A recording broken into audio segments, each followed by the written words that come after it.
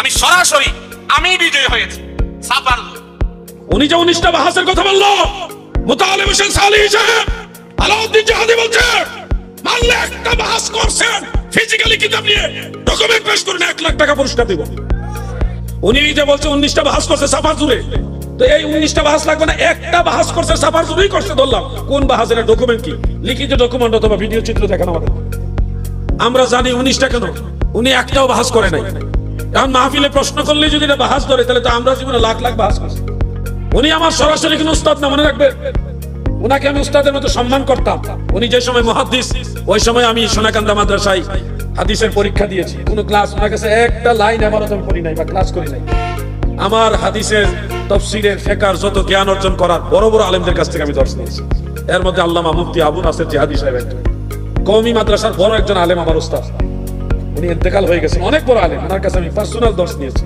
উনি কওমি মাদ্রাসার হইলে উনি সুন্নি ছিলেন, কট্টর সুন্নি ছিলেন। ওনার এরকম আরো বেশ কয়েকজন বড় বড় আলেমের কাছে আমি দর্শ নিয়েছি।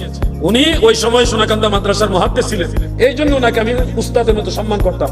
কিন্তু উনি যে বলছে বিভিন্ন বাহাসে মুনাজারায় আমাকে বা সুন্নি আলেমদের নোট করে দিত, আর উনি যে সুন্নি জামাতের একজন আলেম এটাই তো সুন্নিরা জানতো না, আমরা জানাইছি।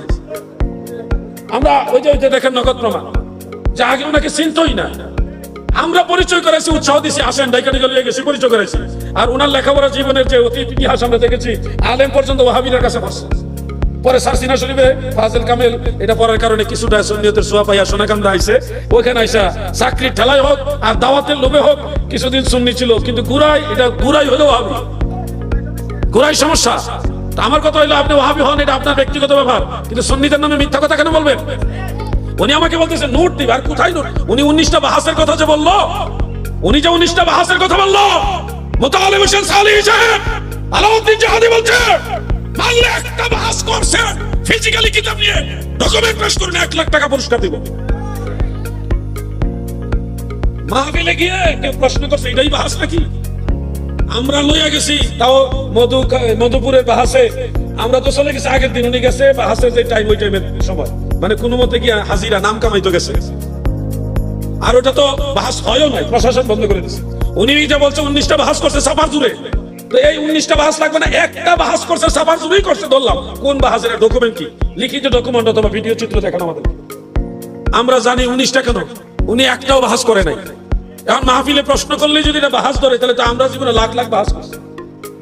কথা ঠিক না ভাই?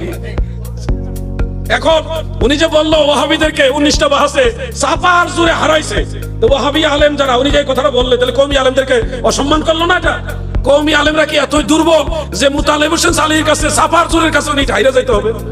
এটা ওনারা অসম্মান করা হইলো না? এই জন্য বলছি গরু মেরে জুতা দান, গরু মেরে জুতা দান এগুলি করবেন না। মিথ্যাচারিতা আমরা চাই না। আমাদের কথা হলো মানুষের মধ্যে সংশোধন আসুক, ভুল ত্রুটি থাকবে, বিভ্রান্তি দূর হবে, মানুষ সবাই মিলেমিশে সুন্দরভাবে চলবে। একটা ভুল থাকলে এটা সংশোধন করে দিবেন, কিন্তু গোটা আহলে সুন্নাতুল জামাতের ব্যাপারে একটা মিথ্যা অভিযোগ দেওয়া, এটা কিন্তু অধিকার ওনার নাই। আমার জীবনে ঈমান আসলে ভাই ওনার আগের থেকে ঈমান নাই। তো আগে মনে করেন জন্মের পরের থেকে বুঝ হইছে বলতে কি ঈমান নাই, এটা এই গোষ্ঠী মাঝখানে লেবাস ধরছিল আর কি আমাদের সুন্নিদের সাথে থাইকা। তা আমরা সুন্নিরা তো উদার না, আমরা সুন্নিরা উদার, যার কারণে যে কেউ মানুষকে ভালোবাসি, গ্রহণ করে নি, জায়গা দেই। তো উনি ভিতরে যে এত বড় ঝামেলা কে জানতো? এরপরে আমি বলছিলাম তো, উনি যে বলতেছে আমাকে টোকেন দিয়েছে, নোট দিয়েছে, অথচ আমার জীবনে বহুবার ওনার কিতাব দেখাই দিয়েছি, দলিল জানে না উনি। মিশকাতের সরা মেরকাত, ওনার যে মেরকাত আছে, এই মেরকাতে বহু দলিল আমি নিজের হাতে দেখাই দিয়েছি। উনি জানেই না মেরকাতে যে আউলিয়া কেরাম সম্পর্কে দলিল আছে, ওনার যে রুহানি ভাবে সাহায্য করে, মাজার পাকা সম্পর্কে, মাজার সংক্রান্ত যত দলিল স্পেশাল আমি দেখাই দিয়েছি।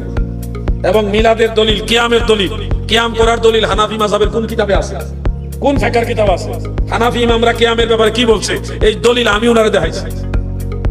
তো উনাই যে এগুলি বলে মিথ্যাচার দেখেন। এরপর আমার কথা হলো, একজন আলেমের কাছ থেকে আরেকজন আলেম যদি নোট নেয়ও, এটা তো কোনো দোষের কিছু না। কি দোষের কিছু নাকি? ইলম তো একজন আরেকজনকে দিবে নিবে, এটাই তো ইলমের সৌন্দর্য।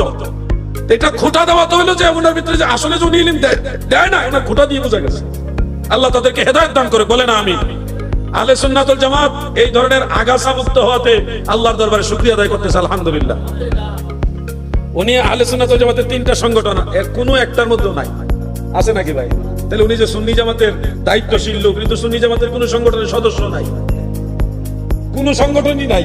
সোনাকান্দা দরবারে চাকরি করতো, সোনাকান্দা হুজুরের মুরিদ না, কিন্তু চাকরি করতো। চাকরি করার সুবিধা এনারে রাখছে, কিছুদিন কাজ করছে, ওই দাওয়াত পাইবো, নাহলে তো আবার দাওয়াত পাইবো না। দাওয়াতের আশাই মূল ধান্দা হইলো ये हाल तेरा चाल है मकसद तेरा माल है। বুঝছো? আমি এগুলি বলি কেন, আমরা যদি একবার চুপচাপ থাকি এই যুবক পোলাবেন কি মনে হয় এটা ঠিক একতরফা সিদ্ধান্ত হয়ে যাবে। এই জন্য আমি কিছু কথা বলে দিলাম, আপনাদের কি উপকার হয়েছে না? সতর্ক হইবেন, এই ধরনের কিছু ভেজাল আছে।